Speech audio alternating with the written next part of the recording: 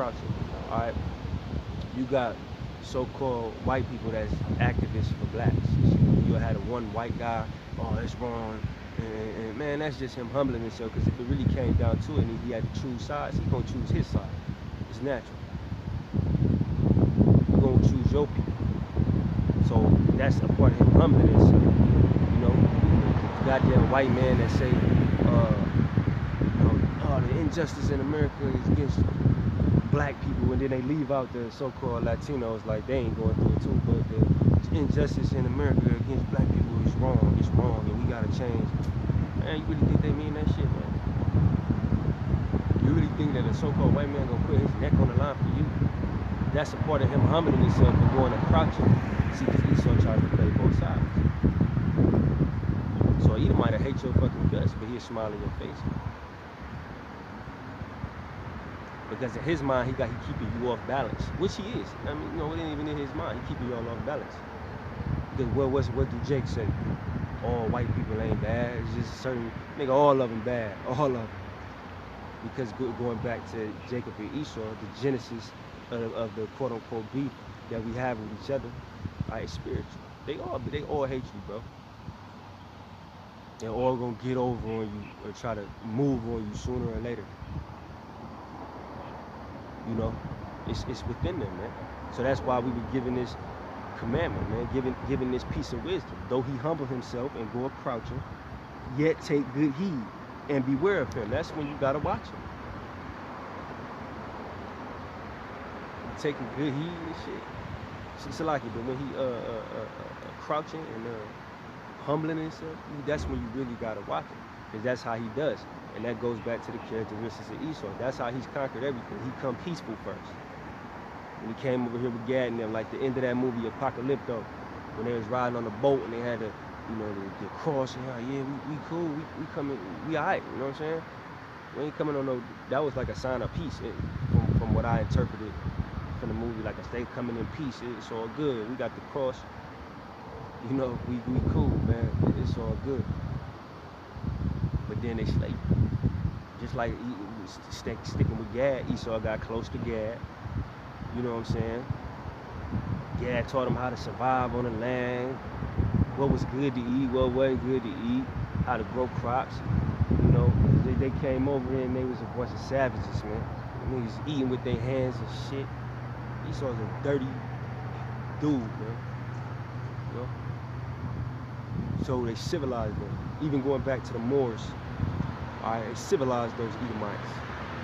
You know what I'm saying? You gotta realize this is a guy that used to walk on all fours and grunt like an animal. This is who he is for real. This ain't no, I know that the shit, either the imagery of Esau being a caveman has become like cliche, or become like, oh yeah, no, that's really who they was. And who civilized them, who showed them love. Jake. Because we really a peaceful people. It's in our nature. Even going back to our forefather, Jacob himself, when he saw Esau, I can't remember exactly where it said, but when he saw Esau in that open field, what did he do? Embraced him. Jake got to snap out of that love for his big brother Esau. Okay, Esau hates you, man. This is the most extreme sibling rivalry ever. Jacob and Esau, man. You know? But it says, and thou shalt be unto him as if thou hast wiped a looking glass, and thou shalt know his rust have not been altogether wiped away. It ain't going nowhere, man. If you really look at him and you watch him, you're going to see his wicked moves, man. And I know brothers can attest to that. Now that you got this knowledge, you just watch Edomites, you may be at a job, maybe wherever, but you 2 steps ahead of them, because you can't do anything but wickedness as it pertains to Esau. So I don't care how cool you acting, you nigga, if it came down to it, you would cut my head off, man. That's how you gotta watch him, man. It says, set him not by thee, least when he have overthrown thee, he stand up in thy place. Neither let him sit at thy right hand, lest he take thy seat. And thou at the last remember my words and be pricked therewith. That's East, man. This is Esau to a T. Don't sit him by you. He wants your position.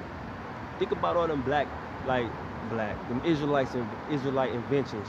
All right, you go to the Israelite. You think Esau was probably cool when Jacob invented air conditioner. He was probably cool with him, like, oh man, feel good in here. What's that? Da-da-da-da-da. And man, he got the little blueprint how to do it himself. Threw Jake by the wayside, man. For an example, that's how he moved, man. Esau get close to his enemy, learn his enemy's ways, right? And then as soon as he has gotten what he needs to get from you, you're nothing to him. You're nothing to him. You know? It says, damn. It says, who will pity a charmer that is bitten with a serpent, or any as such come nigh a wild beast? Because you should know better. If you go in the woods and it's a bear over there, man. If you go in the woods and it's a bear, and you fucking with the bear, you throwing rocks at the bear, spit on him, then you get the courage to run up, you might slap him in his face, kick him. If he maul your ass, you know, people might be in awe of seeing a bear maul somebody up close, but at the end of the day, what people gonna say, man, why he go over there fucking with that bear? It's a big ass bear, man. Just like Esau. It's a big wicked dude. Excuse me. It's a big wicked man, man. You going over there fucking with him. Cause he's gonna maul you. Alright? Just like it says, the charmer bitten by a serpent. Alright, when you know the old imagery, you know, you play do play the music and the snake come out dancing. If the snake bites you, man, what you rolling with a snake for, man? You got a snake in a bucket, man. You think it ain't gonna eventually do snake things, man? Just like Esau. You think the devil ain't gonna do devil things? So when this shit be happening to Jake, like the thing that come to my mind is you entertainers. When Esau use you up and throw you to the side, you just don't feel sorry for your dumb ass. You up there fucking with a damn serpent, man. A beast. That's how you know some them niggas that be lasting, like Jay-Z. And Jay-Z's a wicked motherfucker, man.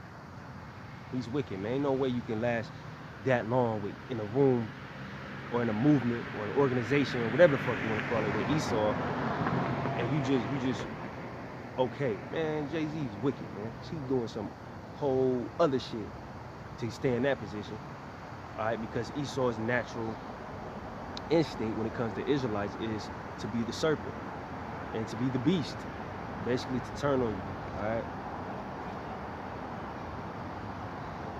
It says,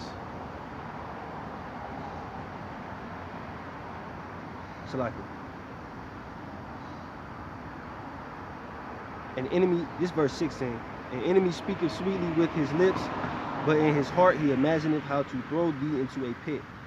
He will weep with his eyes, but if he find opportunity, he will not be satisfied with blood. Esau, as soon as he finds an opportunity to strike, he's going to strike.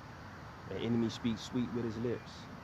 Though his words were smoother than butter, he had war in his heart. That's him. That's who he is. God damn it. Excuse me. But that's who he is.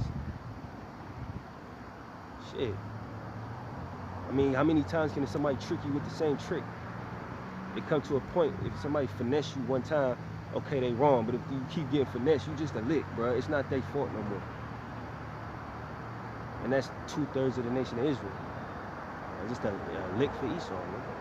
All right. I'm gonna get back to hunter. Esau being the hunter. All right. It's Ezekiel 34.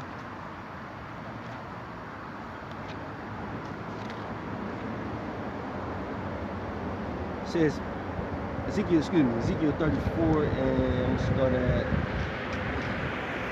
gonna start at 8. It says, as I live, saith the Lord power, surely because my flock became a prey. That's going back to the hunter. You have the hunter and you have the prey. So what the Lord is saying, my flock, all right, my people, I have become a prey. A prey to who? Esau. All right, we are the most hunted being on the planet. I don't care the endangered species and shit, you know, whatever he decides to hunt that day, he would rather kill an Israelite. Esau can go, you know how they hunt deer, Esau can kill 100 deer, he'd train all of them to kill one Israelite, man. Alright, because we have become his prey, because of our doing. All right, this ain't no sob story where, you know, yes, we're getting mistreated, but the foundation of us getting this punishment was us going on. So I don't want to make it seem like no sob story. But Esau furthered the affliction, as the scriptures say. You doing things that you ain't even gotta do to us. You know what I mean? Like when you read the Willie Lynch letter, the shit where you tie the limbs of a man to 4 horses, that's just some sadistic, twisted shit in your head that stink, bro. That ain't even necessary, bro. You know what I'm saying? Or you rape a man in front of his family. So you take all the power from the man. That's really what it was, taking the power from the Israelite man. Raping a man in front of his family. How you know? That's you emasculating a man like that in front of his woman, his children. That's on another level. He's sadistic. That's the word I'm looking for. Esau's sadistic. You know what I'm saying? But it says, my flock became a prey, and my flock became meat to every beast of the field. Because there was no shepherd, neither did my shepherds search for my flock. But the shepherds fed themselves and fed not my flock. All right, it says, because there was no, it says, and my flock became meat to every beast of the field. Going back to Sirach 12, where they talk about the beast and the serpent. If a charmer get bit by the serpent, or if a man get mauled by a wild, it ain't say mauled, but you know what I'm saying, killed by a wild beast, who shall pity him? All right, the beast is talking about the nations, man. But we done been in captivity under every nation. Every nation has mistreated us. Now Esau, you know, like I said, the perpetual hatred, the spiritual hatred, he does it in more of a sick, twisted way. But all these nations is guilty of touching us. Y'all the beast of the field. All right? That we became prey to every beast of the field. You nations. Y'all, all of y'all. You will have an Israelite who he'll think he in his right mind. I hate the white man, which that is correct. You should, but he got his best friend is a damn Asian, a Moabite. You know, he did the same things to you. You know, or Jake think an American white man is different than a European white man. Or you'll be cool with the quote unquote Arab man. Ishmaelite man. He was in cahoots. Y'all think y'all Africans, they was in cahoots. Like they used to tell me in school. I had this teacher, it's a white lady, of course, an Edomite lady. She was trying to explain how black people sold black people into slavery. Basically saying, it's your fault. Nah, man, Hamites sold Israelites into slavery. We made our people. So the